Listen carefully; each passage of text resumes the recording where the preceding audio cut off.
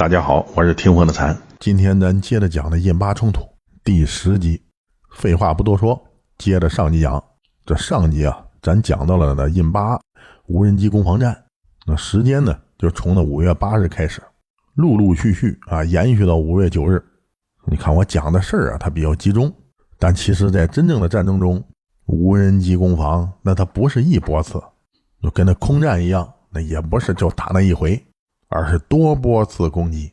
你想那打仗那是开玩笑的吗？那么大俩国家那开打，那肯定不是那一波流。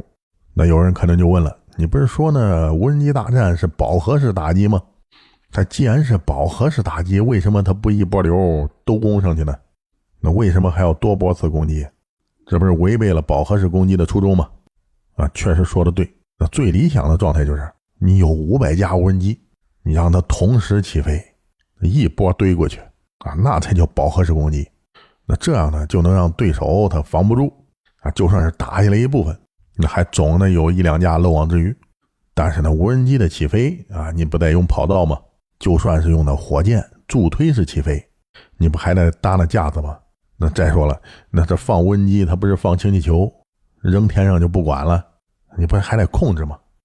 所以说那这场无人机攻防战从5月8日整整打到了5月9号。那这场攻防战是怎么打的呢？咱上集讲得清楚，就是那第一波次由那印度攻，这巴基斯坦守，那印度的哈洛普战友天空打击无人机还有那以色列的苍鹭就乌泱的冲着那巴基斯坦控制的那克什米尔的导弹基地雷达站弹药库飞主要是自杀无人机打头阵。结果呢那就碰上了那巴基斯坦的寂静狩猎者这个设备呢咱讲过很多次，上一集讲得很清楚了，这儿不再重复。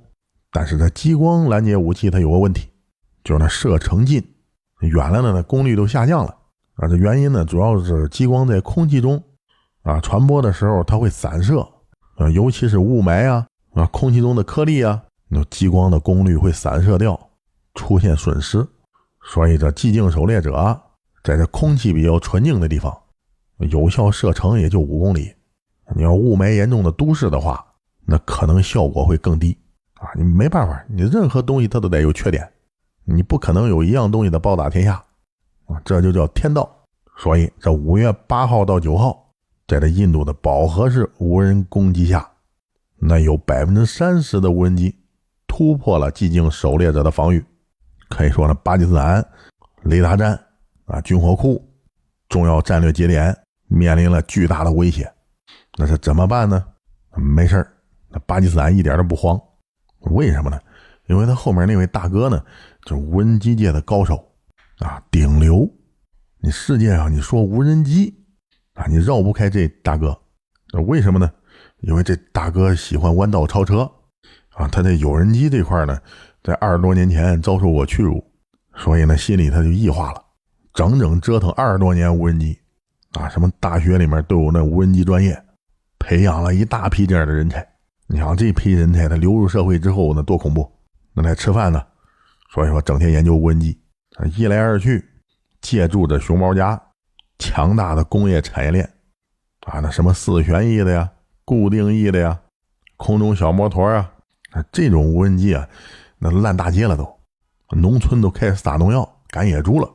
你看大无人机呢就是翼龙彩虹那还有一系列长得千奇百怪的无人机，多到我都记不住甚至呢去年的珠海航空展上都搞出来无人机航母了都比如那9天当时我在现场，我站在那9天的肚子下面，我一看我靠这么大，你这是无人机吗？这是。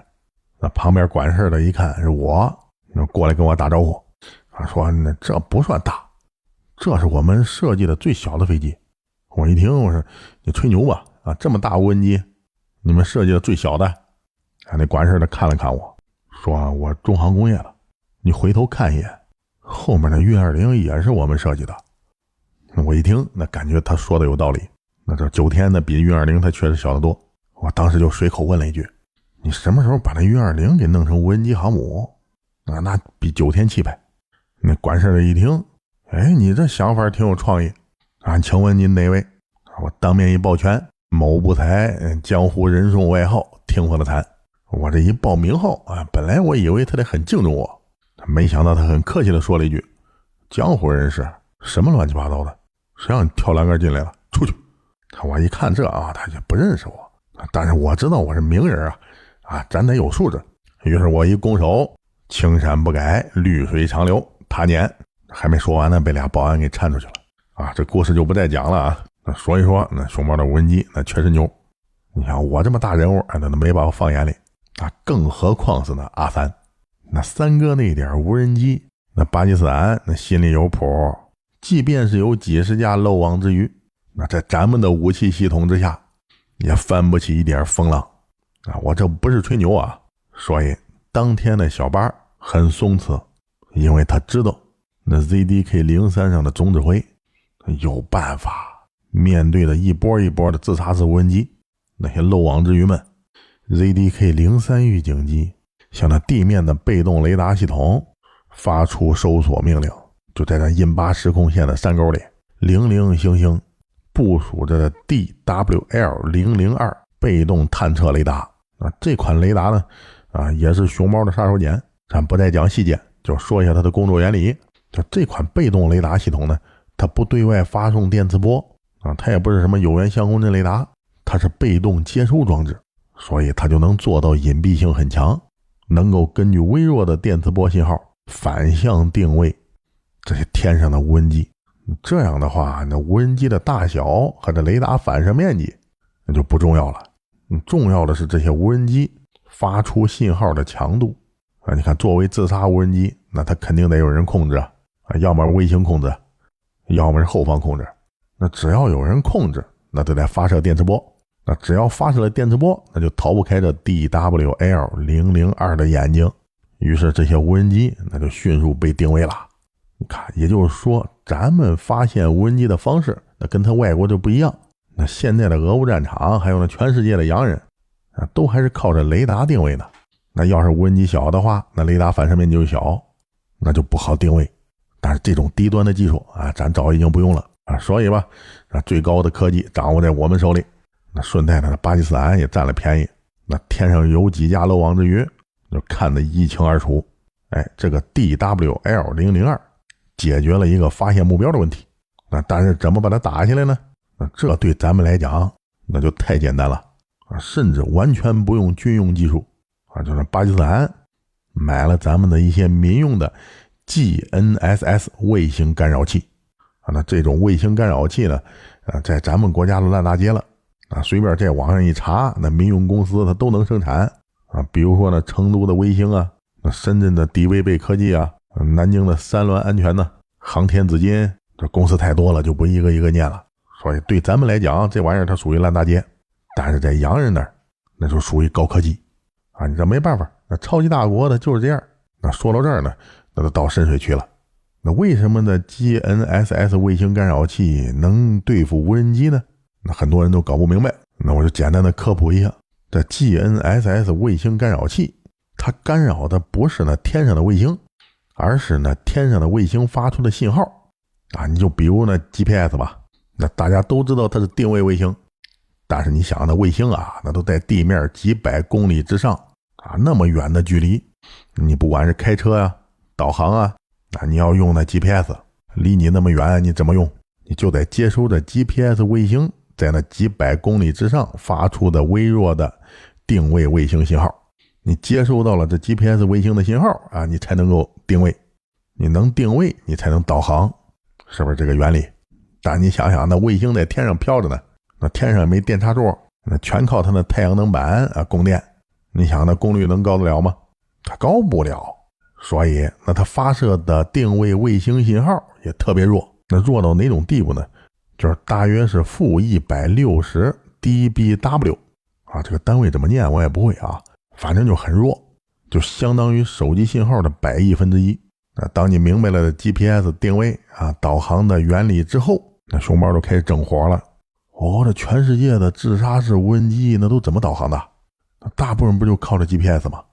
了不起格罗纳斯或者欧洲的伽利略，那不就是靠着定位卫星导航吗？那我要是把这卫星信号给干扰了，那你说那自杀式无人机它不就栽了吗？怎么个干扰法呢？那全世界的 GPS 信号那大小都不一样啊，那还有密码，这难不倒熊猫那民用公司它都难不倒，那咱就把它给破解了，然后就造了一款那民用的 GNSS 卫星干扰器虽然说它是民用的但是我到现在也没搞明白在哪个场景下它需要民用，那可能就是大型会议的安保吧，就民用。但是无论如何，就这款卫星干扰器它能模拟天上的 GPS 卫星发出的信号。你想那真的 GPS 卫星那发出来信号它极小极弱，那这 GNSS 它往那儿一杵，第一步先接收真正的卫星信号拿来一看，原来是这个样子我模拟一个吧，它就冒充那 GPS 卫星也发射卫星信号。那天上的无人机它分不清它肯定哪个信号强它收哪个，结果一来二去它都收到那假 GPS 卫星信号了。那你想那这无人机它往哪儿飞往哪儿导航谁说的算？那不就咱们的 GNSS 说的算吗？